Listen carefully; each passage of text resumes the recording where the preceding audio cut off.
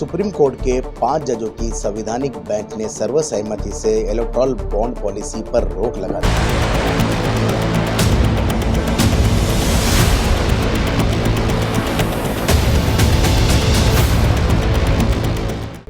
तो मैं हूं जाफर उस्मान शेख, अखबार न्यूज से।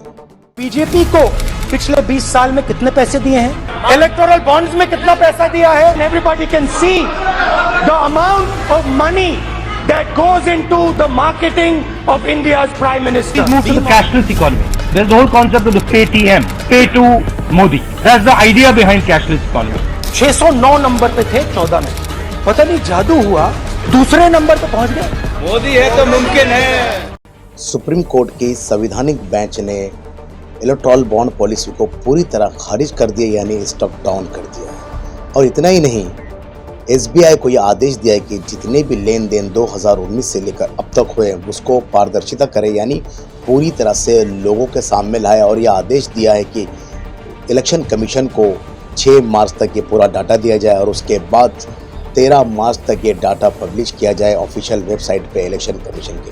दोस्तों, बताने का मतलब ये नहीं है कि सिर्फ ये क्या हुआ, ये सभी को पता है कि इलेक्टोरल बॉन्ड के मामले में सुप्रीम कोर्ट ने एक बड़ा आदेश दिया है। और ये आदेश लोगों का कहना है कि 25 साल बाद आया। जैसे कपिल सिब्बल जी हो या कांग्रेस के बड़े नेताओं का कहना है कि 25 साल बाद ऐसा कोई फरमान सुप्रीम कोर्ट की ओर से आया। वरना अब तक जो फरमान आ रहे थे सिर्फ डांट डपट और सिर्फ चुनौती आ रही थी, लेकिन इस बार सुप्रीम कोर्ट का आदेश आया। सिर्फ बात यहाँ नहीं रुकती है कि 13 मार्च तक पब्लिश करना है, लोगों को इसकी जानकारी मिलनी ज़रूरी होती है, क्योंकि ये आरटीआई का उल्लंघन है, ऐसा सुप्रीम कोर्ट ने कहा है। और ये जितनी भी फंड जमा हो रहे हैं, जितना भी फंड दे रहे हैं, वो किस तरह से दे रहे हैं वो लोगों को पता चले। लेकिन ख़ास बात ये, क्या वाकई में 13 तारीख तक ये लोगों को पता चलेगा कि कौन सी फला पार्टी को कितना पैसा, कितना फंड दिया गया और उसके लिए उस पार्टी ने क्या काम किया है। देखने वाली बात ये होगी कि अक्सर ये होता है कि नए नए राजनीति में मोड़ आते हैं। आप सभी देख रहे हैं कि किस तरह का चढ़ाव उतार हो रहा है। जो 70,000 करोड़ का सिंचन घोटाला करते हैं, उनको फिर से भाजपा में जाने के बाद उनको क्लीन चिट मिलती है। ऐसे कई मुद्दे आज के दौर में आपको देख सकते हो कि ईडी हो या सीबीआई हो, तरह तरह के मामले जो है लोग यहाँ से वहाँ जा रहे हैं। और कई ऐसे हालात देश में पैदा हो रहे हैं कि जो इस पार्टी में था वो जो था ईडी की नज़र में था, और जब उस पार्टी में जाता है तो उसे क्लीन चिट मिलती है।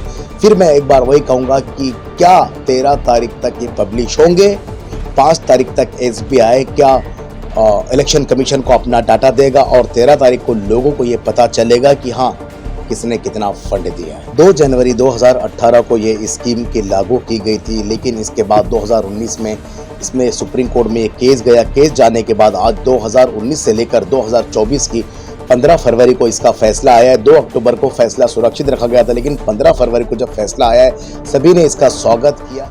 We have applied the double proportionality standard to balance the conflicting rights of the right to information and the right to informational privacy. The Constitution के एक बहुत ही ऐतिहासिक फैसला है। आपको याद होगा कि जब ये संशोधन लाया गया था, रिप्रेजेंटेशन ऑफ पीपल एक्ट में संशोधन लाया गया था और इनकम टैक्स एक्ट में संशोधन लाया गया था, कंपनीज एक्ट में संशोधन लाया गया था। इस नजरिए से लाया गया था कि इसके द्वारा जो बड़े बड़े उद्योगपति हैं वो निश्चित रूप से पैसा भाजपा को देंगे, क्योंकि भाजपा की सरकार थी। तो ये मेरे दोस्त लेट अरुण जेटली जी का ब्रेन चाइल्ड था और इसका नाम रखा था इलेक्टोरल बॉन्ड स्कीम। तो इसका इलेक्शन क्यों लेना देना नहीं है? क्यों नहीं लेना देना? क्योंकि इलेक्शन में तो हर कैंडिडेट को 95 लाख से ज्यादा तो खर्च कर नहीं सकता, ठीक है ना। और जो एमएलए है वो 45 लाख से ज्यादा नहीं कर सकता, वो भी वाइट में खर्च करेगा। तो ये तो सारा वाइट का पैसा था, तो ये तो वहां जा ही नहीं सकता। तो ये तो इलेक्शन से कुछ ताल्लुक ही नहीं है इसका। इट्स अ बॉन्डिंग है, तो बॉन्ड करना था अपने आप को नजदीकी, क्योंकि जो भी पैसा देगा वो टेलीफोन करके बात भी कर सकता है, राइट। उसकी बात भी सुनी जाएगी, उसके काम भी होंगे।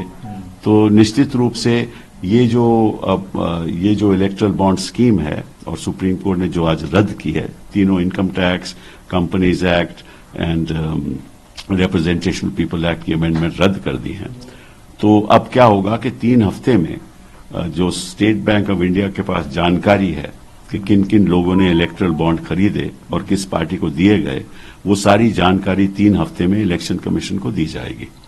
और एक हफ्ते के बाद उसके एक हफ्ते के बाद ये इलेक्शन कमीशन अपनी वेबसाइट पे उसको रखेगी, ताकि जनता को, आम सिटीजन्स को पता चल जाए किसने कितना पैसा दिया।